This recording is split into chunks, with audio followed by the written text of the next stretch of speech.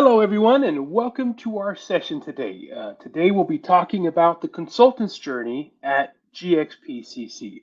I'm happy to see a full house. I'm happy to see all of our attendants in here.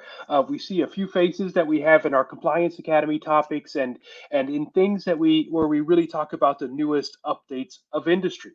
I'm your host, James Frankham, the CEO of GxP-CC, and I'm here today with Elham, who will also share on her perspective of the consulting journey.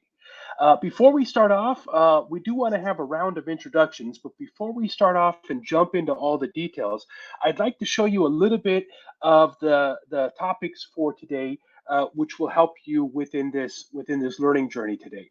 On the right-hand side, you'll see there's a chat button, chat, Q&A, polls, and handouts.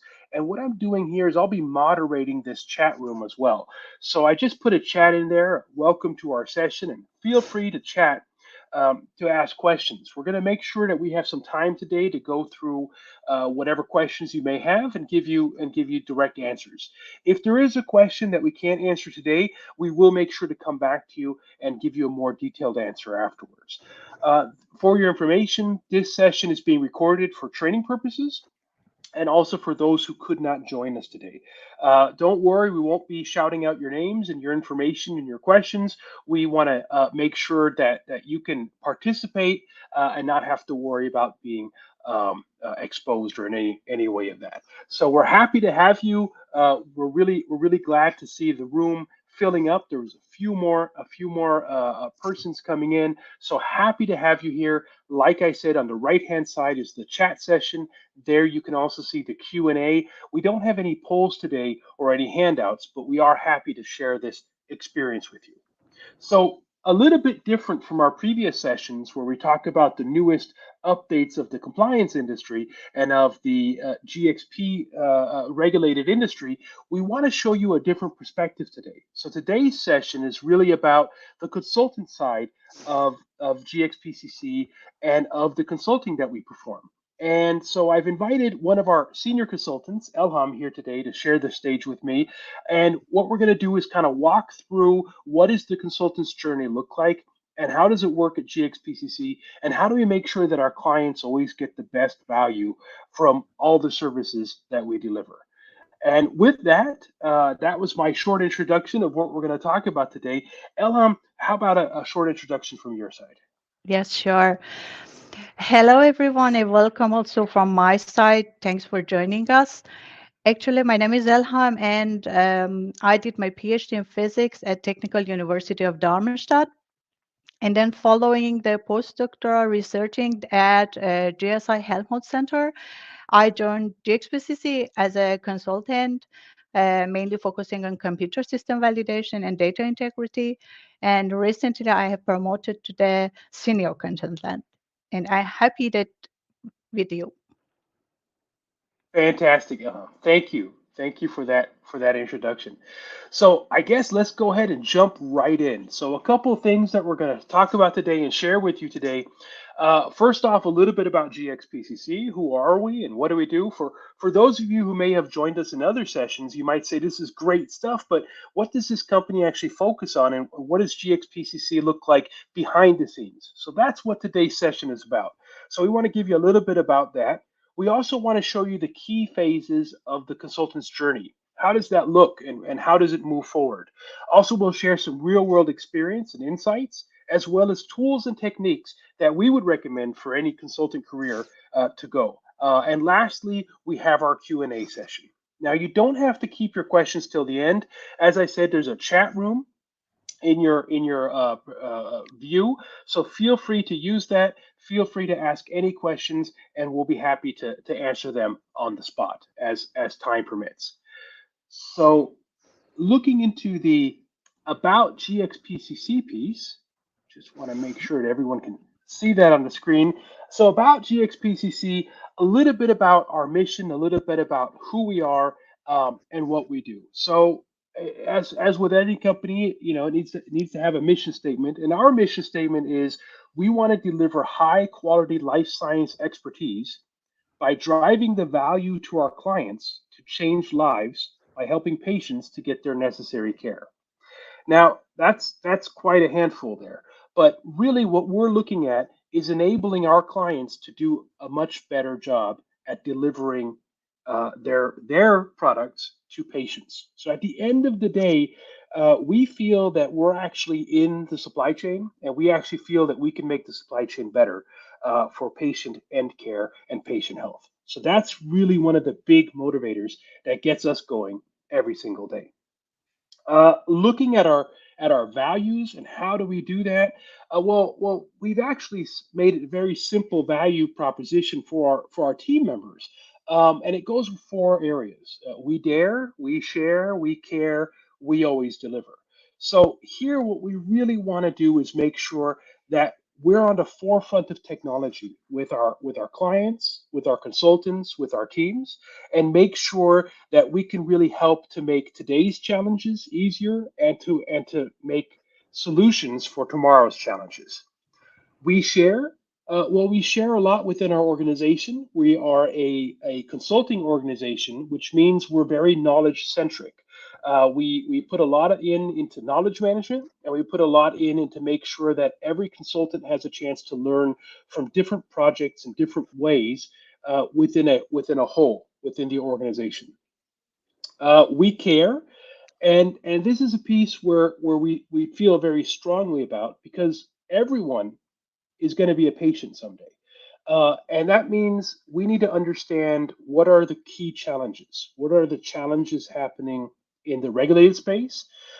Are regulations helping or they hindering? So a lot of times we have interviews with clients and we see projects where there's a great product in the pipeline or there's something that has a very strong therapeutic approach. However, there's a lot of red tape.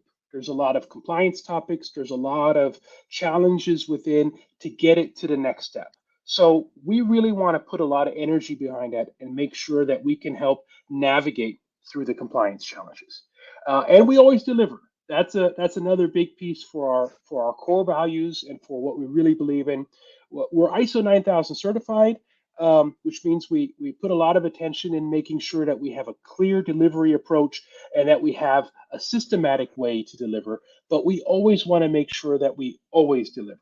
So we don't just want to say, okay, it's a project and it didn't work, and oh, we just have to postpone a month. Because when we look at we always deliver, if we have to tell a patient that their medicine is going to be postponed by a month and it could be a life-changing impact, that's something we don't want to do. So any project that we take on, we want to make sure that everyone gets their results to the best possible time that they can have. Now, this has actually helped us in our organization to become a certified great place to work by our team members, and it's something that we share within our client deliverables, and we share within our project delivery and our consulting staff as well. So we try to really bring both worlds together. One, which is the delivery to clients, however, also making sure that our team can remain strong and has all of these pieces together. Elham, I know you wanted to say something about the Compliance Academy. Maybe we could just jump in with that one when we talk about sharing information. Yes, actually, it's worth to say here actually about this topic. Uh, GxP-CC actually conduct a compliance academy in a bi-weekly base, which there we learn about a different compliance topic, different compliance hot topics, and also we somehow sharing our knowledge there. I mean, to bringing the different topic, different challenges, different area actually that we are providing our services, and we share our knowledge in compliance academy. Thank you, Elham. Yes, Quite. and we put a lot on there. It's similar to our webinar setups where we share some of the information and some of the learnings and some of the regulatory pieces. And as a compliance company, we want to make sure that every one of our team members is on the forefront of knowledge because that's our main service. That's the main service that we can give out. If we break down our individual services, what we actually offer or what I would say where we have our core strengths on our core services is around data. It's around computer systems, computer system validation, computer software assurance, data integrity, and then we have supporting services around those core services. So, training management, knowledge management, project management, and also audits and assessment management. So, if we go through a company's environment, and we want to check the maturity, and we want to see, are we at a level, are we at a level 1 in a certain point, or are we at a level 5 in a certain point? We use maturity assessments and maturity measurements from our audit service, which then can be used again in our computer system validation service or in our data integrity service to help really identify and cut through some of that red tape so that organizations can really get their products quicker to patients. That's our end goal. So looking forward here, as we can see, there's the consultant's journey, and here we have a, a small journey that we go through at every single project. So every project that we deliver has a phase of discovery and onboarding. We have a phase of analysis and insight development, as well as strategy formulation to help that client, implementation and execution, as well as measuring impact. So here in the next couple of slides, we just want to take a few minutes and speak to you about that from a real world environment. So what does that mean when we say we're going to go through discovery and onboarding and look at client engagement? So there's two pieces when we look at client engagement. One is the I want to say commercial and operational piece to get a client onto our environment so that we can give the best knowledge to our client and make sure we have the right team on the job. But there's also the team structure. So one is the commercial view, but the other one is the actual execution view. So the view from I want to say leadership of the consulting company, and the view of the team member who's actually doing the consulting and doing the task. So here, what we'd like to do is kind of give you both sides of this coin, and also if you do have any questions, please feel free to put them into chat. So usually within our initial client engagement, what we have at the commercial level, we want to make sure that all the non-disclosure agreements are in place, that we have all of the commercial agreements in place, that we have the right cadence for which meetings that we're going to have. And something that we put a big value on jointly with our clients is a joint definition of done. So a lot of times what we've noticed is when we go into consulting projects that historically it's been seen that way, that consultants like to change time for money. That's not what we're looking for. We're here to add value, which means our clients have a specific value perception. They have something they'd like to solve. They have something they'd like to move forward. They have something they'd like to achieve. So what we want to do is make sure that we can have that joint definition of done in a documented state before we actually have our kickoff. So we really want to make sure that when we're gathering our team, when we're gathering the client's team, when we're getting ready for something, that it's very clear from day one, what is the expected outcome? Why do we need to have that outcome? And where do we want to go to? So that's what we do on an operational commercial level, making sure that all the documents are signed, making sure that all the right contracts are in place, and of course all the non-disclosure agreements and all the other details are in place. But when we talk about then going into the project, we also have usually an onboarding phase with the project together. And Elham, maybe a short view from your side. How does that look as a consultant when we say, hey, let's go run into that project? How does that work out? Yeah, okay. Well, if I would say that for each project, we at GxP-CC have a client engagement manager who together with consultant establish a connection with the customer. And consultant, for example, me as a consultant, I listen to what customers say, and also to really understand what are the customer expectation, what are the customer needs, I gather the data and information from the customers, which this could help me to set up the goals and objectives for the deliverables to the customers. And one thing that I would somehow emphasize here is the efficient listening, actually, which builds trust and help us to provide a good solution for the customers' needs. And of course, all together, this makes us for the good collaboration and also team buildings. Great, thank you, Elham, for that. Yeah, I think that's a lot. There's a lot in there, right? Making sure we have the goals, making sure we understand where it's going to, and trust. Consulting is a people business, all right? Consulting is a very people intense business. On a client side, on the consulting side, uh, there's an importance of having that connection in place because then we can understand better what are some of the challenges or what are some of the things that our clients have tried before that may have not worked. Mhm. Have you And seen that? Yeah, go ahead. mhm. Yeah, James, I would like here also to bring the topic that we have also at GxP-CC this internal onboarding process, which when we have a new team members in the team, according to this process, a mentor and or a body will with a new team member will go through the different processes and as well as our internal actually training process, which new team members can learn a lot about a different compliance topic. And of course, the mentor or body is available to answer any questions that the new team member has. And I think that's a great point, Elham, because we're not sending.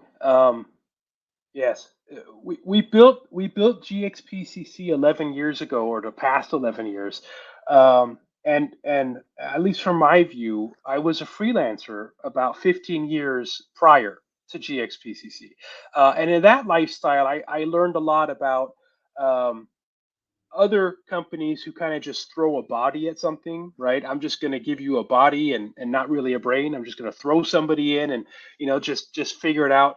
And at GxPCC, we really value what Elham just said, right? Making sure that all of our team members understand our processes and understand how to have that value-based relationship with our clients. Because in the end, it comes down to trust. And we always feel that when we're on a client project, we are a guest in their house.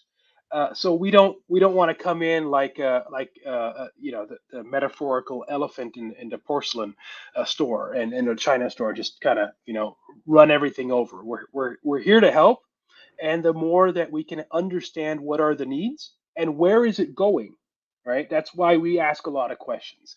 So within our projects, we train our team members to ask questions and to listen actively. Not just listen to answer, but listen to understand, so that those goals and objectives can be met and can be reached.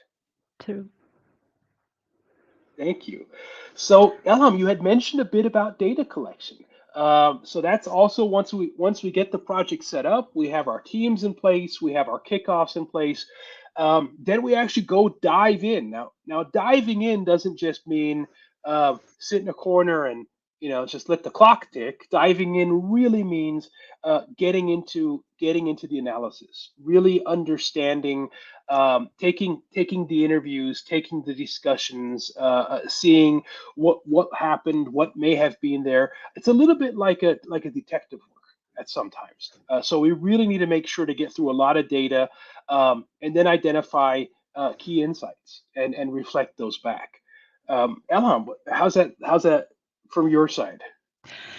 Actually, what I normally do is okay, for the data collection, I conduct a different meeting with client to understand their needs and also to outline the specific questions or the problems or issues that clients wants to be addressed in our delivery actually.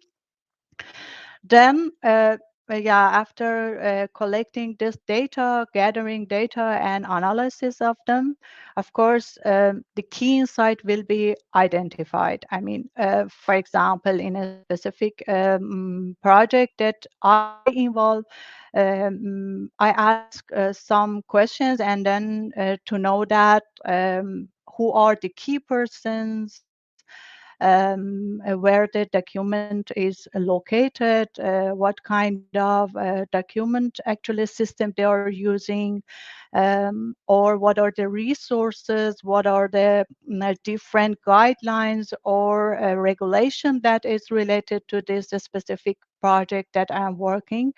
And then by identifying this key insight actually, and based on this data collection and analysis that I have done, then we select appropriate actually tool or technique to somehow deliver our service to them. Wonderful. Thank you, Elham, for that insight. I think there's a lot of great things that you had just mentioned in there. Um, right, we go through and we always ask, what is the document that you have in place? And for the audience, you may be surprised to hear this, but there's not always a document. So when we're speaking at an inspection or an audit, obviously there's everything is in perfect pristine order, but getting there and really looking behind the scenes, we often notice there's it's called tacit knowledge. It's something that is somewhere in a mind. We do it because it's always been done that way, or we do it because the one person who's the expert said we're going to do it that way. And this is a very much of tacit knowledge. And what we try to do is bring that knowledge to an explicit place. Really ask the questions: why are you doing what you're doing? So when we look at data, a lot of times they are the data is in documents, so we really read and review and put all the documents together, and that actually shows a lot of key insights. So a lot of times organizations start with a quality management system, and over years it tends to kind of grow like on a tree, and there's more vines and more areas kind of growing and branching out from that. And what we try to do is to visualize this and also reflect it back as a visualization. And one of the last things you said, Elham, is we make sure that we look at what really needs to be done. So looking at some of those trees with a lot of branches, I think it's clear that a lot of organizations, due to best attempt and trying and probably many audits that they have gone through or inspections, they add more branches to the tree without pruning it, without cutting back some branches. So what we try to do is really go in and say, are there certain things that we can take out? Are there certain things that, based on current regulatory action, are not necessary anymore? One of the examples I love to use is pens.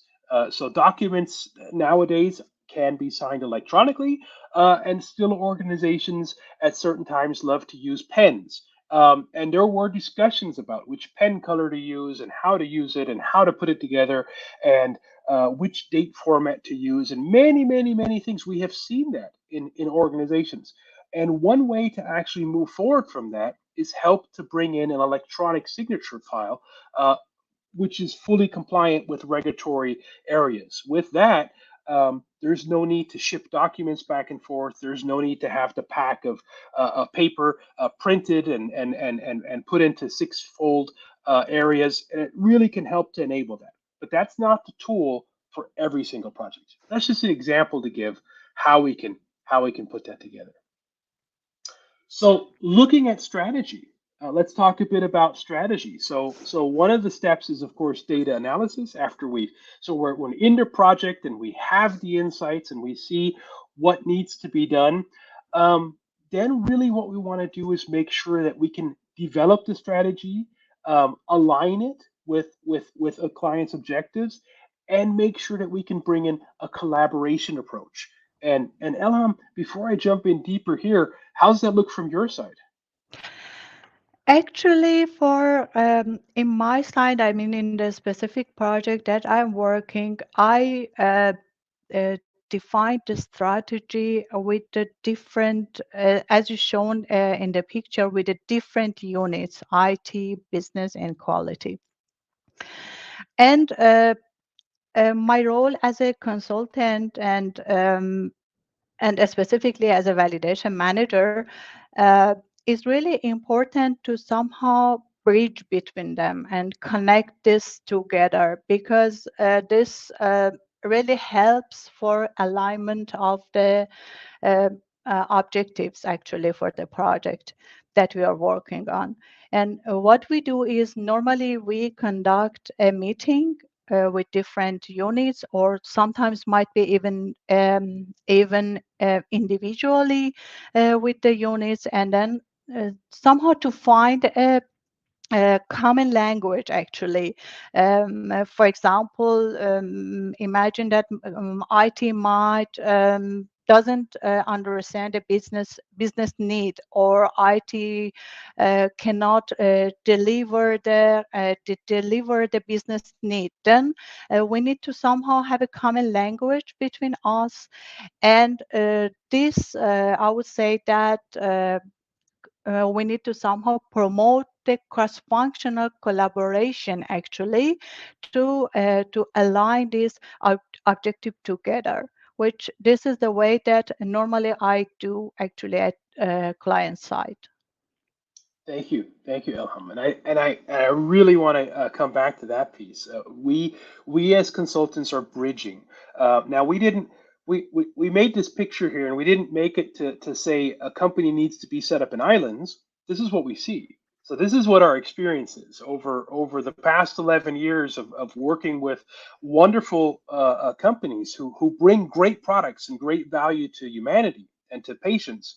Often we see a picture of islands. And if you look at quality units, I'm sure that in quality units, there's also sub islands when you look at quality assurance versus quality control. There might be another whole set of islands that are out there. And our job as consultants is not to feed this fire. Our job as consultants is to bridge the gaps and to make sure that the organizations who have great team members and have and really have smart minds on the topics to bring them together for the joint outcome. Um, and the cross collaboration meetings. And I think there's a lot of power there because if when we have discussions with our clients, and that's one of the things that we always do in our very first phase, is we try to tie the project, we try to tie the mission back to the patient. So if we're saying, oh, we're going to have a brand new system implemented for quality management documents, why? All right, we really want to go back why. Maybe there's a perspective that says, oh, because we can do it faster, or we need less signatures, or um, there was a brand new license agreement and we're saving X amount of money, and we can, we can save 20% of costs. These are all great reasons, but they're not the why that drives us.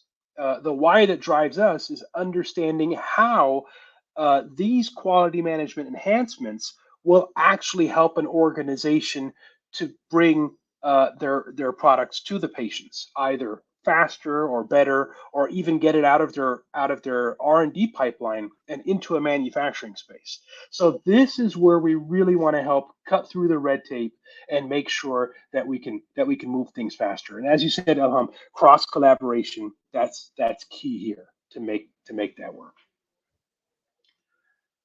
So looking at a strategy. So after we've discussed with the different stakeholders and made sure that we can all agree on where we're going, and this is not a one-time piece. I mean, this is I think when we talk a little bit about implementation execution, Elam, would you say this is a one-time meeting where we talk about strategy and then we just walk away and say, here's your document, good luck, or how does that work from a consultant Uh, side?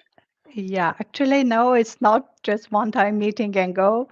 And actually, we make a plan. I mean, for a single project, we make a plan. And according to this plan, imagine that we have to deliver different for the validation activity. In a specific validation activity or a validation project, we need to deliver different documents. So we create a list including all the documents. This list also includes different information. For example, the delivery time, the person who is responsible, where is the document is located, the document title, and so on. And after that, actually, we somehow, according to this plan, we create or build a roadmap to an action plan to achieve each of the deliverable, to somehow deliver each of the documents to the client. And what we do is we need to somehow see the progress. What we do is we conducted a meeting together with different actually units. For example, the QA person, system owner, IT lead, validation managers, project manager, and so on, to somehow monitor the progress, to see that what we have done last week, where we are now. And of course, during the execution, you could see that some challenges might occur and some issues can occur. And in this meeting, actually, we are talking about also the approach to define an appropriate approach to overcome the challenges or issues that happened.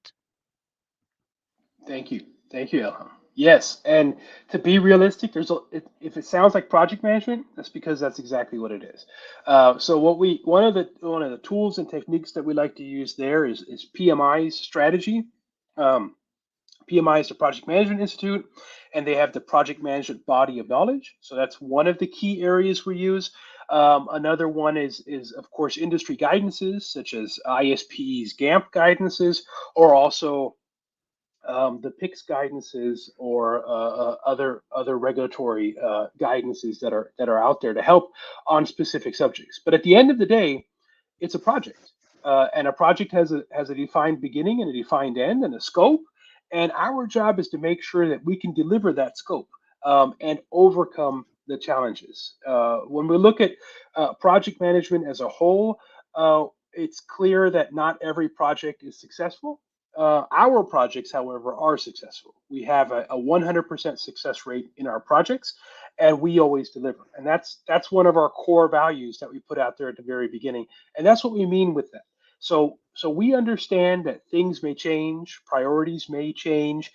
Monitoring progress helps us to visualize these changes and to really help keep our clients on track. Kind of like a coach who's always there, who's saying, "Yeah, I know you had something else come in this week, but by the way, when we started, you said this is where you'd like to go, and we want to help you there, and we're not leaving until we get there, right? So we'll be sending you reminders and helping to chase you down, but also dealing with the challenges that are there. Sometimes there's organizational changes, and there's other strategic initiatives which come in, which may pull some resources off task. So then again, we sit with all stakeholders and go back to the initial design and say, this is what we sat down and where we said we want to go to. Are we still on that position? And well, how's our current direction looking? So that's a big piece of implementation execution. And as you said, Elham, thank you. It's not a one-time thing. It's every single week. So every single week we go back and reflect on that. So after continuation of the project, we've gone through the roadmap. We've done that. How do we know if it actually worked, Elham? From a consultant standpoint, how do we know, if we didn't just change time for money? Yeah, okay. I can bring here some example, for example, for this key performance indicator. Uh, when you see that your client return actually for additional support, this means that okay, we were successful for our job. or when as another example is when you see that the client uh, mm, uh, the client willingness to introduce us for others, to provide the services for others as well. This is also an indicator that shows us that, okay, we were successful in our performance and in our delivering the services that we are providing to our customers, actually. And uh, uh, actually in line with ISO 9001, GxP-CC is passionate about the customer satisfaction. So GxP-CC collected the feedback, and according to this feedback, make the continuous actually improvement. And previously, actually, we talked about this about the Compliance Academy, and I would like here to also add about the compliance improvement that GxP-CC conduct a so-called validation manager pool meetings, where all the validation managers who are working on a different project for a specific client, and then they are attending in this meeting. They are sharing their knowledge, and if there is any issue, if there is any challenges, or something that the project cannot move forward, we together try to find a better solution, an appropriate solution to move forward and have our customer satisfaction. Thank you, Ilham. Yes, so as you can see in the audience, we're really big on client satisfaction, and we're really big on repeat customers. That's a big piece. And over 11 years, we've had that 100% satisfaction rate. We do a quarterly analysis. We ask every single quarter, how are we doing? How would you rate the impact of our service to your organization? And over the past years, it's always been very high scores, 4 out of 5, or 5 out of 5. So just recently, the last survey that we did, we got a 5 out of 5 score, and that of course makes us very happy as consultants. And what my personal measurement is, and I do that with every project, is I actually sit down with the clients and I say at the beginning, as Elham had mentioned, where do you want to go? And then we come back after the project, and we come back 3 months after the project, we come back 6 months after the project, we come back a year after the project, and we say, are you still on track?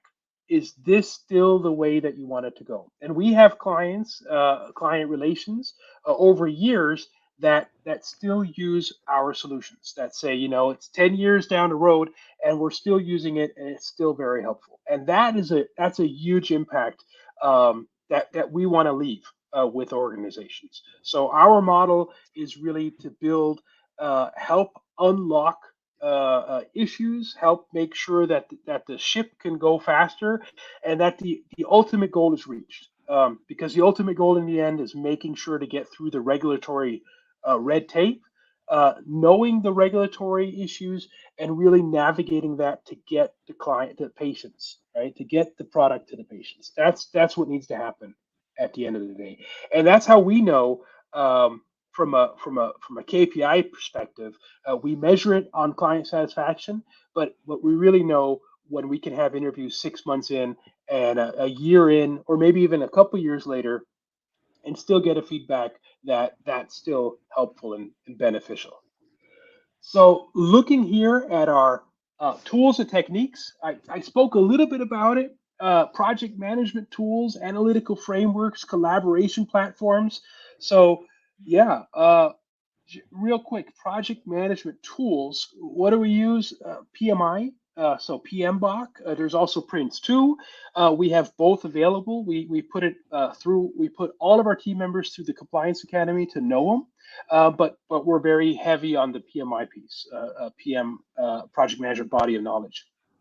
Analytical frameworks, we try to put things into understandable forms, which means we really want to help everyone understand complexity in a illustrative point. What I mean with that is if we can make a slide set and we can show here's your tree with all of those branches and here's the ones that you can prune to still achieve your compliance goal, but maybe reduce your compliance effort. We really want to do that.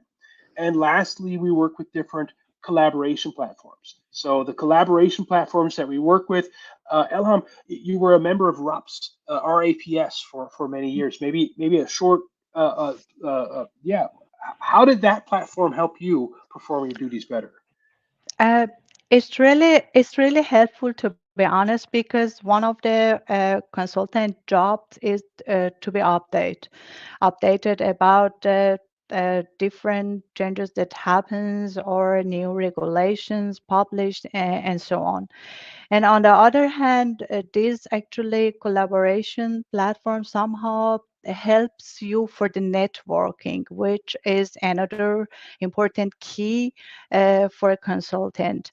And yeah, I use these tools to get informed about knowledge sharing, and also for example, when there you have any question, when me or one of my team members have any question related to the work, I can easily reach to them, raise my question, and they were really uh, helpful to answer my questions. Yeah, I mean, the main important things, I think, it's this knowledge, updating knowledge, which is a key, actually important factor for a consultant, and also networking. It is really helpful in this regard. Thank you, Elham. Yes, so that's a view from the regulatory RAPS. Uh, yeah, that associated. We also have PDA, ISPE, ISACA. I'm trying to thinking of all the different ones. Yeah, Regulatory Affairs Professional Society. That's what RAPS stands for. Yeah, Yes. DIA. Yeah, well, so we are actually active members in the main industry groups. And we speak at the sessions, we work in the sessions, and we want to collaborate in the sessions. So we work together with the PDA on commenting of topics such as AI and machine learning. We work together with ISPE on commenting of new industry guidances and making sure that we can help bring the knowledge that we've acquired over all these years and really make the industry easier of getting through that regulatory red tape. That's a big piece. So, Elham, we have a couple more minutes. If anyone has any questions, feel free to drop them into the chat session, and I'll be happy to go through those. But one of the big questions that we usually have is frequently asked questions when we speak with candidates or persons who are interested in getting into consulting. Elham, did you wake up one day and say, I wanted to be a consultant, or how did the transition actually work for you? Actually, my transition actually is was driven by my desire for problem solving, and and also for helping people. Actually, I would say that. And yeah, in academia, we built some analytical skills, we built research capabilities, we built also subject matter expert. I mean, in academia also, yeah, everyone could be a subject matter expert in research topic. These are the factors are really also important and valuable for the consulting. And but I need to somehow at that time I was thinking that, okay, these are the advantages or some expertise that I can bring with myself to the consulting. But there was also another adaptation needed because for the consulting industry we need to be more client oriented, and we need to work in a client oriented environment, and also the faster pace for providing actually the services for the client, for delivering the services. And this was the 2 points that I also need to do adaptation to this points as well. Thank you, Ilham. Yes, so at GxP-CC, we actually build our team out of academia, out of industry professionals, and at times also from other consulting companies. But usually, I would say that the most of our team members are either industry experts who've joined us to help further the industry, or also coming from an academic background who say, I am an expert, but I'd like to really move forward with different areas. So, oh, here's some questions. Let's take these questions. I see we have 2 questions here. Let's take these, Elham, and then we'll have to wrap it up for the day. So here, I think this one's really important. How long did it take you to feel comfortable with your tasks after the onboarding period? So Elham, maybe, yeah, how did that feel for you? Was it from night and day? You got onboarded on Friday, then Monday you jumped in and you were ready to go, or how did how did that feel from your side? Yeah, actually, it's really depends. I would say that on the why questions that you ask during your onboarding. Especially in my case, I have joined fresh after the academia, and okay, I learned and experienced at GxP-CC about the topics. So it was not in a 1 day or 1 week actually time that I considered that okay, I felt I am confident to act as an independent consultant, because at first you will bombard by a lot of topics which you need to learn about it. You need to somehow um, for the this onboarding process that I already mentioned, you need to somehow be with another consultant who has experience to shadow these things, and then later step by step move to the next step and feel confident to do your job independently. Thank you, Elham. I hope we were able to answer your question in the audience with that one. And just to kind of give a timeline on there, that process is about 8 to 12 weeks. So just to let you guys know, it's not day one, jump in and swim or sink. It's really about being comfortable, getting in there, being with another team member, going through a shadowing, and making sure that everyone understands the pieces. We got 2 more questions. I'm going to answer these real quick, Elham, as a lightning round, and then we'll have to wrap it up. But here's one question I think is very interesting. How does GxP-CC see AI augmenting or changing the role of consultants in the future, particularly in data analysis? I think that's a great question because I hope that AI will help us to bring better products out there. AI as a tool, AI as a service. We are actually helping clients navigate through AI solutions today with things such as helping to build their own databases, their own secure environments, so that they can query the databases and query the structures without putting things in a public environment. But there's so much speed that can come from the analysis. To say one exercise we did with Live Oak together is we showed how to do a root cause analysis using ChatGPT. We showed how to do risk analysis. We showed how to use reviews of SOPs and other items using AI backgrounds. Of course, you want to make sure you have data privacy in place and sensitivity and security in place. You don't just want to publish information out there and say, well, here it is for a learning tool. So you have to be sensitive and careful with it. But I do think it will change the industry, and I hope it will change the industry because technology is there to be used, and we can embrace it. And I think we can really help. Again, the goal is not how many documents we're able to check. The goal is could we help the patient get their product quicker?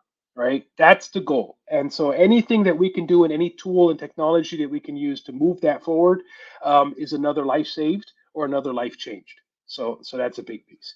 And lastly, we have another question.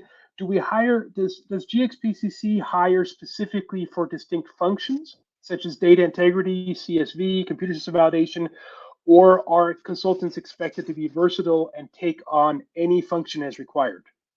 So we hire life science experts. That's what we're actually looking for. So we've hired technologists. We have a mix in our team. We have technology experts and we have life science experts. And what we've learned is that combination of IT expertise paired with life science expertise is what our clients helps our clients best to navigate through the regulations and the challenges. So and when we say life science experts, physicists, biologists, pharmacists, chemists, in those different areas, we found the best understanding of what happens in a pharmaceutical environment, and by looking in the technology sector, we found the best understanding of how we can use those tools to move it forward. So kind of hanging on to that last answer that I gave there about how AI works. So it's really a combination and making sure that both forces join together, and that's the best combination we've had because that's where we can make the biggest impact. With that, Elham, thank you for this session. Thank you all in the audience for your questions. Thanks you for being here. We'll be publishing this out here in a couple of days. And we wish you all the best, and please join our future sessions as well. So thank you all, and take care. Thank you. Take care all.